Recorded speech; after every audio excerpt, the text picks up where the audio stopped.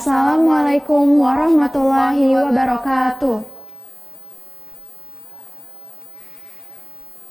A'udzu billahi minasy syaithanir rajim. Bismillahirrahmanirrahim.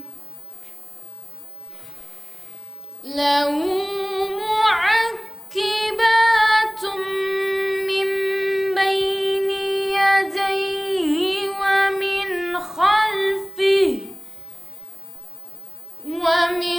khalfihi yahfazunahu min amrillah.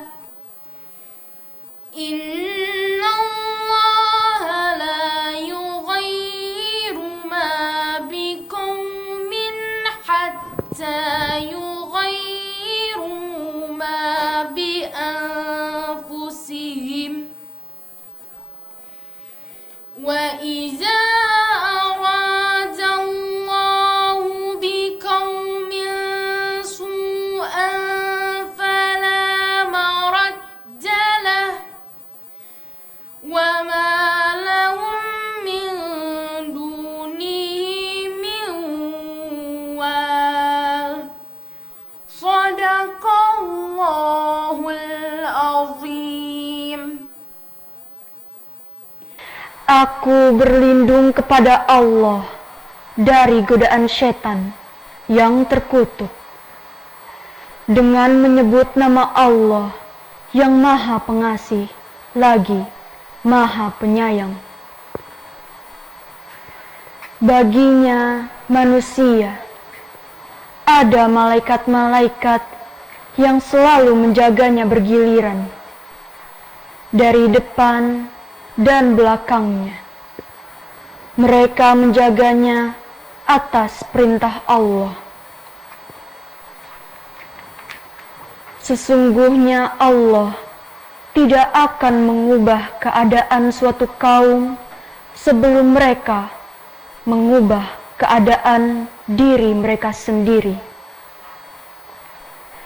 Dan apabila Allah menghendaki keburukan terhadap suatu kaum, maka tak ada yang dapat menolaknya, dan tidak ada pelindung bagi mereka selain Dia. Maha benar Allah dengan segala firman-Nya. Wassalamualaikum warahmatullahi wabarakatuh. Bismillahirrahmanirrahim. Assalamualaikum warahmatullahi wabarakatuh. Alhamdulillahirabbil alamin. Assalatu wassalamu ala asrafil anbiya'i wal mursalin wa ala alihi wa sahbihi ajma'in. Amma ba'du. Rabbi israh li sadri wa yassir li amri wa hlul 'uqdatam min lisani yafqahu qawli. A'udzu billahi minasyaitonir rajim. Bismillahirrahmanirrahim. Innallaha la yughayyiru ma biqaumin hatta yughayyiru ma bi anfusihim. Alhamdulillahirabbil alamin. Para pemirsa Serambi Jumat yang dirahmati Allah, pada hari ini kita sama-sama bisa bertawadul ilmi, menuntut ilmu Allah. Mudah-mudahan apa yang kita pelajari pada hari ini menjadi keberkahan buat kita.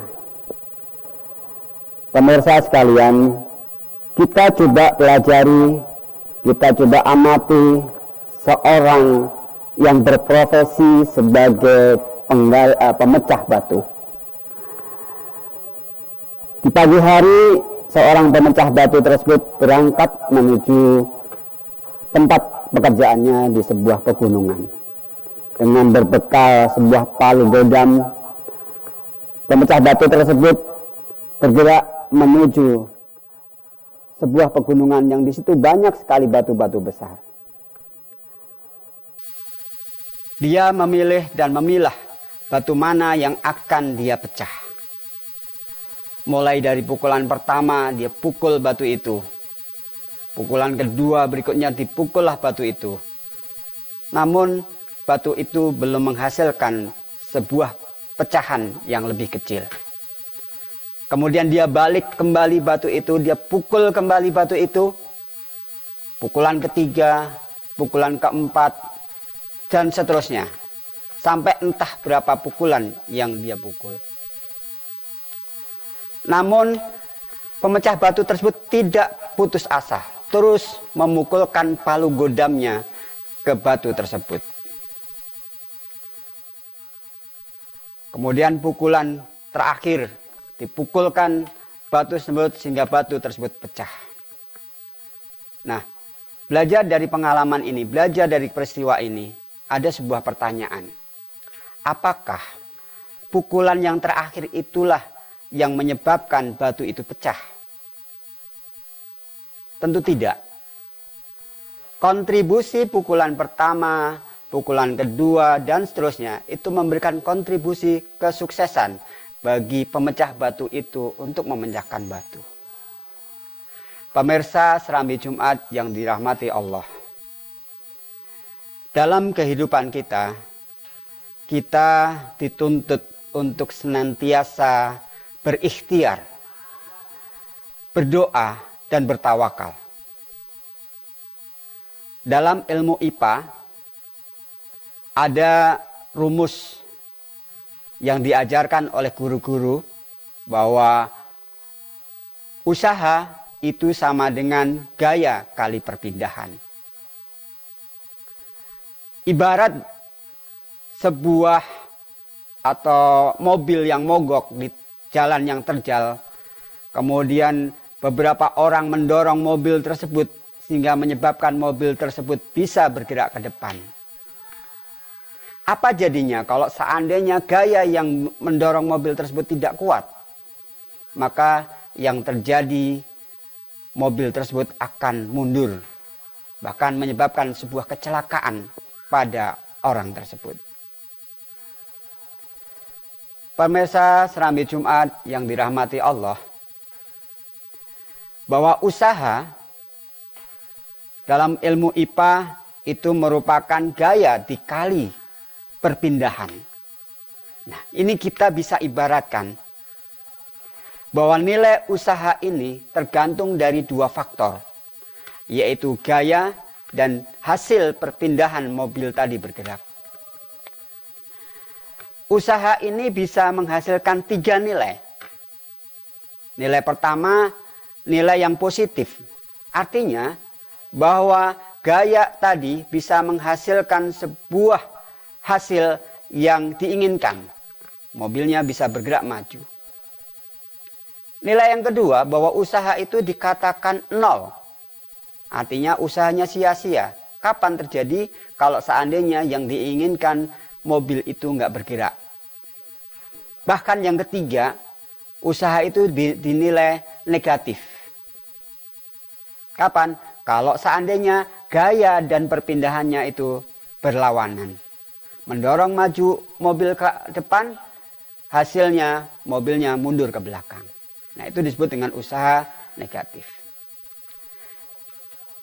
Ilmu ini coba kita hubungkan dengan